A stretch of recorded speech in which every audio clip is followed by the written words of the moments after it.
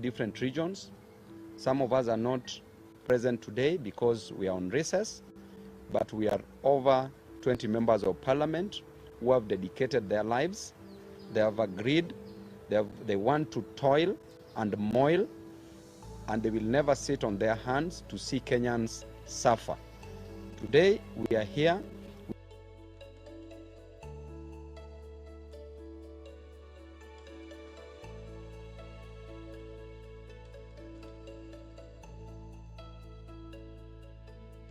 across the country, representing the interest of the aged also across the country. From the western region, Busia County, Honorable Catherine Omanyo, also representing the interest of Kenyans across this nation. We're also here with Honorable Amo from Starehe, Amos Mwago. Amo ndio best, ukienda huko Starehe hivyo ndio anaitwa, representing constituents from Nairobi County, representing Kenyans from within the nation. And we have a presser.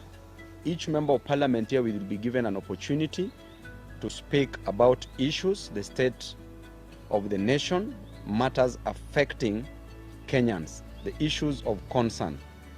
We have a presser that I will read, then after that we'll give an opportunity to every member to say a word. Now we have apologies from some members of parliament. Mheshimiwa Kibagendi from Kisii County.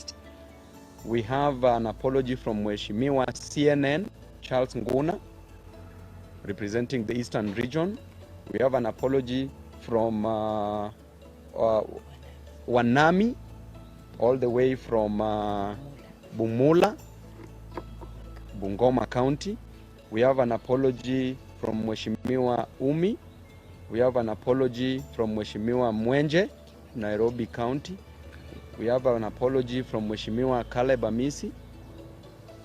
We have an apology from Mheshimiwa Kibagendi. We have an apology from Mheshimiwa Basil and other Waheshimiwas, from Mheshimiwa Ledama Olekina, and we also have an apology from Senator Eddie Okech. So we will read this, and we'll also give you a way forward on how we will be working as Team Ground moving forward. Our fellow citizens, let me once more start by expressing my solidarity with the Kenyan youth and families who have lost their lives, sustained injuries, been abducted, or whose loved ones have been calling for good governance of their country. We are making this address in response to the many phone calls, text messages, social media uproar, and direct requests to us by distressed Kenyans who feel the political class has abandoned them after the recent constitution of a new cabinet by President Ruto. Number one, after suffering for many years because of bad politics, poor governance, corruption, and incompetence in the management of the affairs of their country, the Gen Zs and millennials of Kenya came out in large numbers to exercise their Article 37 rights to assemble, demonstrate, picket, and petition their leaders. In this bold move, they outlined the issues they wanted the president to address to reduce their suffering and to create opportunities for them. After withdrawing the draconian Finance Bill 2024 and dissolving his incompetent cabinet, President Ruto promised that he would engage in an open national dialogue to listen and get the issue at stake with young Kenyans before forming another cabinet. But in a show of contempt to the young people, we saw the president announce and put in place a new cabinet without any consultation with the Gen Zs and millennials of this country. He has since held no dialogue or any engagement to ascertain the problems that led to the recent protests. Fellow Kenyans, before any grass has grown on the fresh graves of our youth recently killed, before people who were badly wounded in the protest have healed, and while so many families are still searching for their loved ones who are abducted by state agents, we have been shocked to see President Ruto return to his default mode of shuttling from one country to another and on working from the top of vehicles, apparently launching invisible government projects. Ladies and gentlemen, we want to send a message to President Ruto in very simple but clear terms, as the Gen Zs and millennials of Kenya have sent us to tell him that the young people of Kenya feel you are showing them contempt by ignoring all their issues and reverting to business as usual mode, while they are hurting from the burdens imposed on them by the failures of your bad policies. The young people are not happy with the fact that you have refused to offer compensation for the families whose loved ones were shot and killed by the police on the instructions of your agents.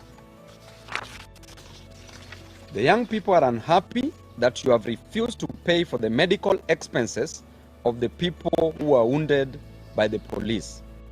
The Gen Zs and millennials of Kenya are unhappy because you have refused to free the youth who were abducted by the police, and you have refused to drop the trumped-up charges against the peaceful demonstrators who went to the streets to ask for good governance of their country. The young people are shocked that you have refused to drop the new funding model of college and university education, which is forcing them to drop out of college. The young people are asking you to show them the practical steps you are taking to create jobs in Kenya to pull them out of this high unemployment. Mr. President, the young people are asking you to take immediate action to lower the high cost of living that is driving them crazy. The young people of Kenya are asking that you show them the reforms you are proposing to address corruption and looting of government resources by people who are under your direct supervision.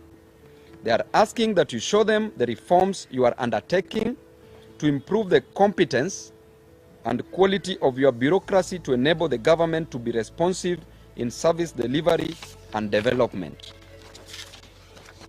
Mr. President, it is a matter of just a few months and another finance bill 2025 will be facing Kenyans again. The young people of Kenya are worried that on March 2025 will find them with no change at all, and they will be forced back to the streets to protest poor governance and poor policies and to reject the finance bill 2025. As a youthful leader in this country, together with other youthful leaders and other leaders, we want to appeal to you in a special way that you take your time off the top of your vehicles and sit down with your top advisors, including your new cabinet, and review and change the bad policies that your administration unleashed on Kenyans for the last 2 financial years. Kindly consider the welfare of the children of this country. Please engage the youth in this country and show them that you care for them. Take practical steps to demonstrate that you have the interests of the youth of Kenya at heart before you revert to your default mode of stating in public things that you don't mean and you don't intend. Mr. President, walk the talk. Swing, don't sing. As a Christian, we say you do not do what you say in order to restore the vital trust that should exist between the people and their government. We want to remind you of the words of J.F. Kennedy, that those who make peaceful revolutions impossible make violent revolutions inevitable. Do not tempt the young people of Kenya too much. They have given you a break to reassess your priorities and get things right. They are shocked that you can't get anything right. And lastly, I want to say that should you fail to deliver to Kenyans, there's only one person that I know that will be easily defeated in 2027. Defeating you, Mr. Ruto, in 2027 will be easier than reciting vowels. Any living thing that is capable of locomoting or moving from one place to the other will defeat you in 2027. Even if you take a goat and dress the goat and put it on the ballot, will defeat you in 2027. Thank you and God bless you. Let me take this opportunity to give Mheshimiwa Mudhoni. Sorry, Gadoni. I'm used to my wife's name. She's called Mudhoni. Gadoni wa Mushomba to address you. I'm happy to hear I'm in good books. I'm in good books in your house. You're in my heart. The next preference.